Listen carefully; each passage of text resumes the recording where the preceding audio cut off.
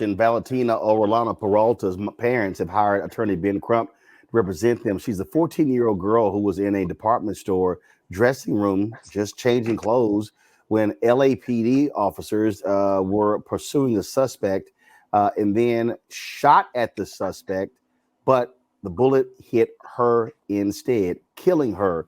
There was a news conference that took place As I in Los lay Angeles where screaming for help, attorney Ben Crump spoke there with her I will parents. read some of the thoughts that her sister and her prepared.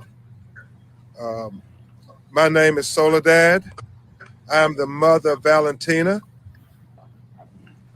My 14-year-old daughter and I got dropped off by her sister so we could get gifts for Christmas. On the way to the Burlington factory store, we discussed her dreams of becoming an engineer, becoming an American citizen, her making good grades, that she loved her school and she wanted to go to college. While in the dressing room, we heard commotion and screaming. Valentina and I hugged each other. She went and locked the door to try to protect us. We started hugging each other tighter as more loud noises and commotion was being heard. Eyes closed, we began praying for peace, praying for safety, praying for everybody. I was praying for my daughter, and I believe she was praying for my safety. All of a sudden, we felt an explosion that threw us both to the ground. That's when I saw white powder coming out of Valentina's body as she started having convulsions. I had no idea she had been shot. Her body went limp. I tried to wake up by shaking her, but she didn't wake up. As I laid screaming for help, the police did not come to help me or my daughter, but I kept screaming. When the police finally came, they took me out of the dressing room and left my daughter laying there. I wanted them to help her, but they just left her laying there alone. We want justice for our angel, my daughter laying there, our precious little angel, Valentina. This is the thing right here, Robert, we're talking about. I mean, here you have these cops who are pursuing someone, and you're just firing, and you end up hitting an innocent bystander. How many times have we seen these stories where the cops capture the person who committed a heinous crime without actually firing on somebody, deal in the roof, but took to a Burger King? Now this 14-year-old girl is dead. And look, just part of police training is the weapons are not supposed to be there offensively. They're supposed to be there to defend the officers' lives. So if nobody is shooting at you, you're not supposed to be shooting at anybody. There are far more ways to take somebody into custody, and I think these officers are armed with AR-15s and full assault gear going after the suspect. Not saying they weren't in a dangerous situation, but there was no reason to be firing at this point in time. So the fact that we still do not have police training in this country that avoids incidents of this nature, the fact that innocent lives have to be lost because of quote-unquote accidents on the part of law enforcement, I think it puts us in another situation when we have to look at the need for federal legislation. I know I harp on that, but the things that changed our rights to vote were federal legislation. The thing that got rid of segregated restaurants was federal legislation. The thing that will end this this constant stream of police brutality and over-policing and killings in our communities, in black and brown communities around the country,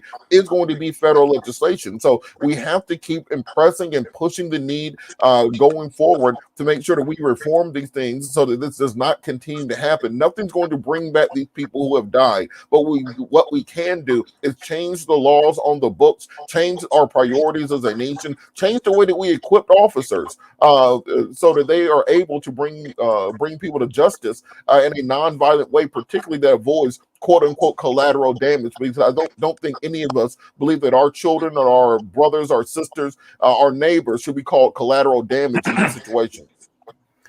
This is really a sad story, especially when you look at the fact that the video apparently that's been released shows the suspect sitting over someone backing away when they begin to fire. Roland, you got to be kidding me about this story. They're in a department store chasing someone, probably for shoplifting. He's backing away, and they fire on him anyway? Is that the story? What? Yeah. Are you serious? And this little girl, this young lady, is in a changing room with her mama, and she gets shot and killed by the LAPD? You got to be kidding. First of all, if they're chasing a nonviolent fleeing felon under Tennessee v. Garner, they can't use deadly force. That's the first thing. But secondly, they can't fire their gun in a department store or in close quarters with other people around. And that's not only a violation, that's illegal. That's criminal right there. That really is. Whether you call it manslaughter or what have you. I hope those officers have been put on leave, because that is not in the training manual whatsoever. That little girl is supposed to be walking home with her mother back to their car to go home to do her homework. That's just outrageous. I can't. There's got to be more to this. And if there's not more to this, that is a damn shame. That is just a damn shame. And Roland, also, many police departments around the world that still carry deadly weapons. They use what are called frangible bullets, which are a compressed plastic bullet, which are still lethal. They are still lethal bullets, but when they hit any object, they shatter. They're training bullets. Right. I have some downstairs that we use. We know you do at the range.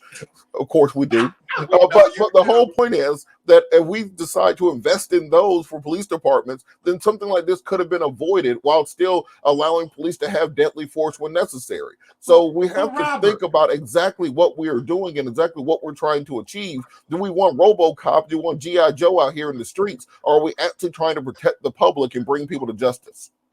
But beyond the bullets, Robert, we're talking about using deadly force in close quarters with non-suspects around, a mall, a department store, people changing in changing rooms. How dangerous can it be to try on some clothes at a department store and the little girl winds up getting shot?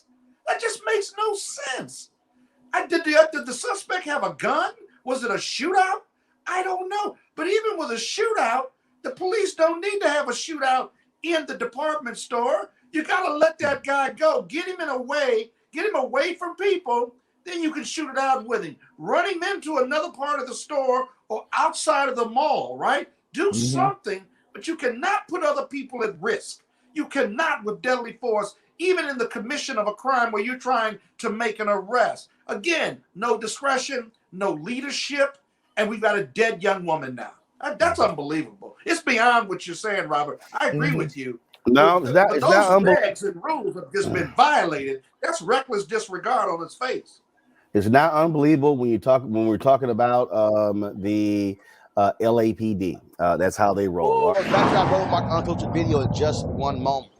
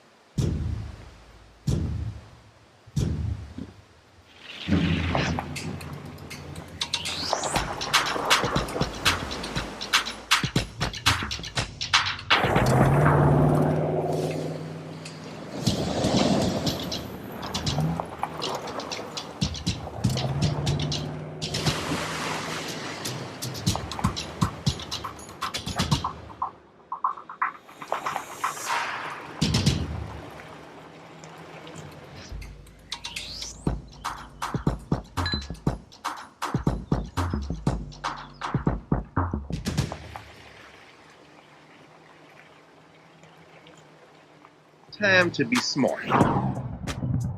Roland Martin's doing this every day. Oh, no punches! Thank you, Roland Martin, for always giving voice to the issues. Look for Roland Martin in the whirlwind, to quote Marcus Garvey again. The video looks phenomenal, so I'm really excited to see it on my big screen. Support this man, Black Media. He makes sure that our stories are told. See, there's a difference between Black Star Network and Black-owned media and something like CNN. I got to defer to the brilliance of Dr. Carr and to the brilliance of the Black Star Network. I am rolling with Roland all the way. Honored to be on a show that you own. A black man owns the show. Folks, Black Star Network is here. I'm real revolutionary right now. Wow, Roland was amazing on there. Stay black. I love y'all. I can't commend you enough about this platform that you've created for us to be able to share who we are, what we're doing in the world, and the impact that we're having. Let's be smart. Bring your eyeballs home. You can't be Black-owned media and be scared. You dig?